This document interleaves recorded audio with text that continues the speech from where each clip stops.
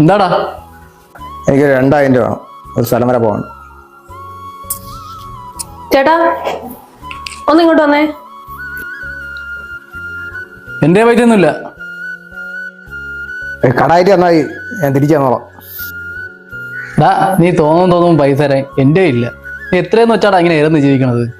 ഉള്ള സിനിമയിൽ നിന്ന് ഷൂട്ടെന്നും പറഞ്ഞ് അവിടെ പൈസ എല്ലാം നശിപ്പിച്ചിട്ട് ഇറങ്ങി പോടാ. അതെന്തായാലും നന്നായി. അവൻ ചോദിക്കുമ്പോ പൈസ കൊടുക്കുന്നതുകൊണ്ടാണ് അവൻ വീണ്ടും വീണ്ടും വരുന്നത്. ഇനി എന്തായാലും വരൂല. അനിക്കൂട്ടാ